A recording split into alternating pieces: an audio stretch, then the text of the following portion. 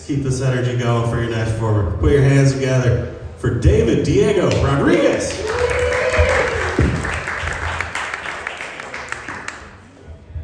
All right, thank you. This is not a Euro. Okay, thanks. Oops. All right, couples here, any couples? We celebrate Valentine's Day. Belated Happy Valentine's Day. My wife, they came out with the 25th anniversary Titanic movie, so my wife and I went to see that.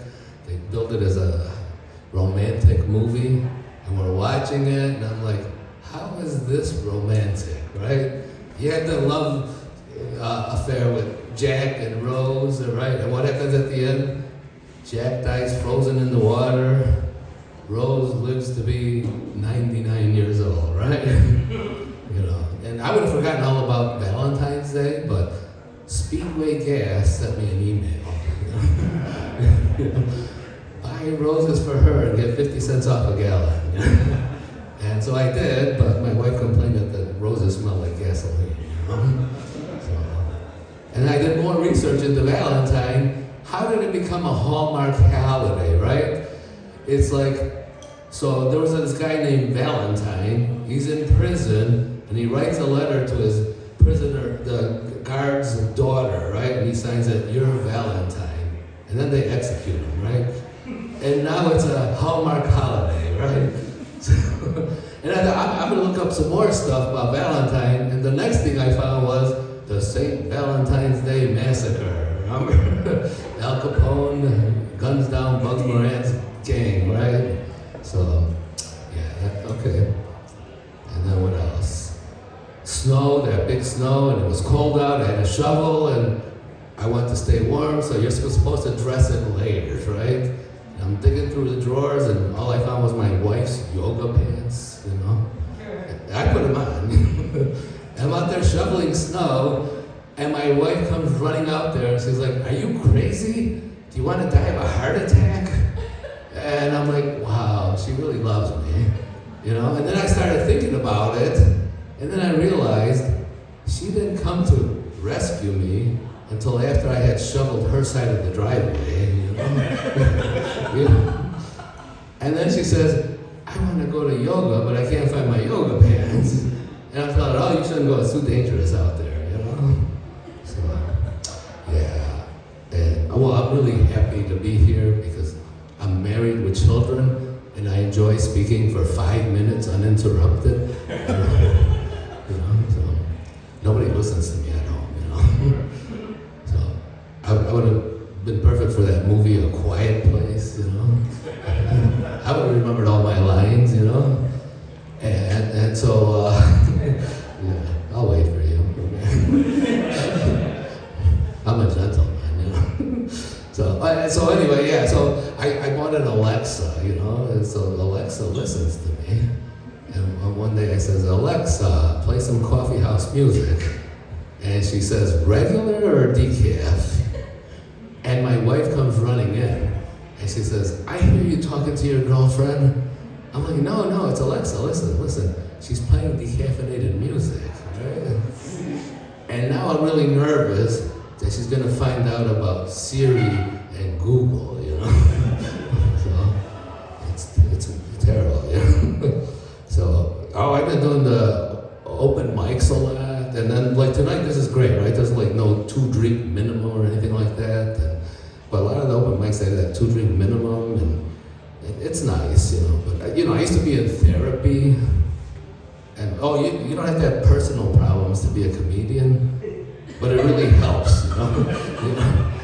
And so I was in therapy, but then I discovered these open mics, you know, comedy open mics, and it's a lot cheaper than therapy. Yeah, the copay is only 2 drinks. You know? And I don't know if I'm getting any better, but I did learn something about myself. I learned that I enjoy having 2 drinks. You know? So yeah, and I don't mind doing it because it's for a worthy cause. It keeps the young comedians off the streets at night, you know. Yeah, and I get to enjoy 2 drinks, you know. Yeah. It's like therapy with drinks, you know. And my wife and I are Catholic,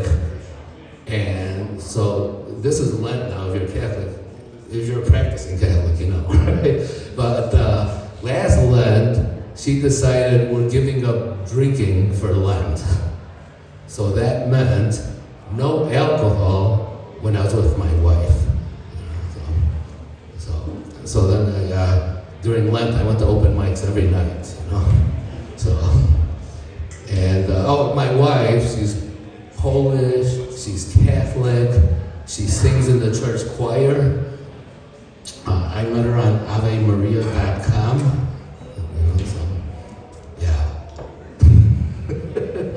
Yeah, and she told me she was a virgin because she only had one son. And he was a carpenter, and he lived at home. But this year, she says, for Lent, we're giving up sex. And I'm like, okay, well, that means no sex when I'm with my wife. So, I don't know how you read it, but anyway, yeah. So, a little bit about myself. I come from a small Mexican family of 6. My mother used to tell everybody she was my mother's family and my father's family each had 15 children, right? So my mother used to tell everybody she was a virgin because she only had 6 children, So, and growing up, I heard a lot of derogatory things about Mexicans. If I went to the library, I'd hear, Mexicans don't read books. I started playing sports. Mexicans don't play ice hockey. I joined the Boy Scouts. Mexicans don't go camping. And that was just my mother. She didn't want to pay for anything. And one time she told me, you're in America, speak English, right? But she told me in Spanish. Yeah, my first language is Spanish. And my parents sent me off to kindergarten. I didn't know any English. So I'm like a lost little boy. But I realized I sit next to Bridget Riley. I'll do everything Bridget does, right? So Bridget takes out her crayons, I take out my crayons. Bridget puts her head down to take a nap, I put my head down to take a nap. Bridget got up, got in line, I stood in line behind Bridget. They were going to the girls' bathroom, and I got in trouble for that. So, I didn't know, Well, but it's not all bad because now I teach Spanish. So, and a lot of students take Spanish because they think it's an easy language to learn. And they think all you have to do is like add O to any English word and you have a Spanish, right? So I asked one student, how much Spanish do you know? He's like, check this out. My name is Roberto. I'm like, well, Roberto is Spanish. And a lot of them think they know Spanish because they can say things like taco, burrito, yo quiero Taco Bell, right? So and when I was a new teacher, the students would mess with me, So they would ask me things like, how do you say, no, hold on, you have to say it in Spanish. ¿Cómo se dice? Okay, ¿cómo se dice burrito? It's like, burrito's already in Spanish, And, oh, by the way, if you go to Mexico, do not order a burrito. Don't wonder what you plan on doing with a small donkey. Okay? So anyway, and then they would ask me things like, how do you, okay, it didn't break, all right. It wasn't Memorex, right? So, all right, so anyway, so then one student asked me, how do you say jazz hands? And I know they're messing with me, And I'm like, oh, that's easy. Manos de flamenco, But my favorite one was, how do you say bootylicious? I'm like, that's not in the dictionary, is it? But, I had to come up with an answer, and I came up with bootylicious. It didn't fly either. So, we foreign language teachers have a joke we like to share with everybody. So, what do you call somebody who speaks 2 languages? Bilingual, right? And then what do you call somebody who 3 languages, trilingual. And what do you call someone who speaks 1 language? American. And I only tell that joke to point out that this Mexican did not steal any American jobs, okay? So,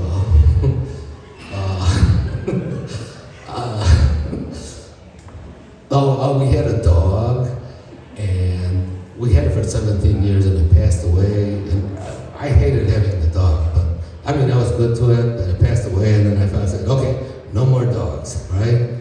But after a while, I kept hearing, Dad, can we get another dog? Dad, we promised to take care of it. Dad, we promised to walk it. And we ended up getting another dog, and guess who's walking it and taking care of it? Me, you know, right? But it's not all bad because I get to socialize with this dog. I met Rocco and Stella and Tony. Those are just the dogs. I can't name one owner, you know? And, but before we got the dog, my wife and I, we decided, okay, we'll go to a shelter. We went to Paws, Chicago, and we both agreed, no Chihuahuas, no pit bulls, right? So you get this dog, perfect dog, right? Doesn't bark, doesn't bite, doesn't chew on anything. And then we decide to get its DNA done, and it's half Chihuahua, half pit bull. You know, it looks like a Chihuahua on steroids. But it's a good dog, you know? But I'm thinking maybe I should have it audition for one of those Marvel Universe movies. Maybe I could team up with the raccoon, you know? But he's a really good dog. And, his name was Earl. And we kept the name Earl. I liked it because our previous dogs were Duke and Queenie and Prince. So Earl fits right in with that royal lineage, right? So, and then my wife decided he needs to go to obedience school. So Earl and I are signed up for obedience school, but I'm pretty sure that obedience school is more for me than for Earl, all right? So I didn't mind because we actually went to obedience school, and it was very helpful. We learned all kinds of useful commands like stay, sit, paw, right? And Earl and I made a really good team, and we graduated at the top of our class, right? And after that 6-week course, even my wife will admit that I am a very good boy, you know?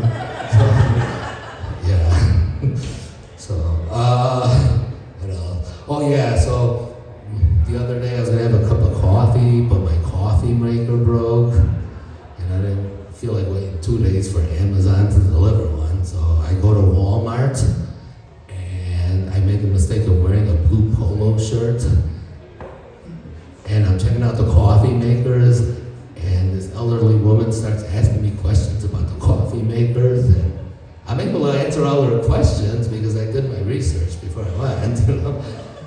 And she finally picks out a coffee maker, and I put it in her cart.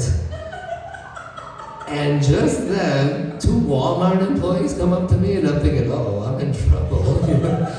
And they tell me, hey, it's break time. So I go to the break room. I have a cup of coffee. And to make a long story short, on Sunday I'm subbing for Sheila. And I bought a coffee maker with my employee discount. So everything worked out, right? Oh yeah, do you like my shirt? Yeah, I actually bought it in Spain. So I want to explore my Hispanic heritage, so I went to Spain, but my luggage went to Mexico. And yeah, I'm like, thank you, Aer Lingus, you know, and I get pictures of baggage handler in Dublin, Ireland, Spain, Mexico, what's the difference, right? So I get to Spain, and I have to buy all new clothes, and so I bought this shirt, among other things, but I really like Spain because, like, all the signs were in Spanish, you know, everybody's speaking Spanish, I could communicate with everybody.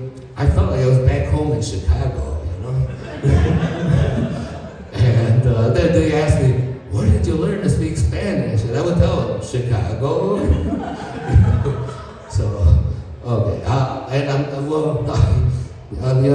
I'm running out of time, but one last thing. You know, I know I'm getting older, and I know because the other day my neighbor says, I saw you walking the other day, and I was really offended because I was actually running.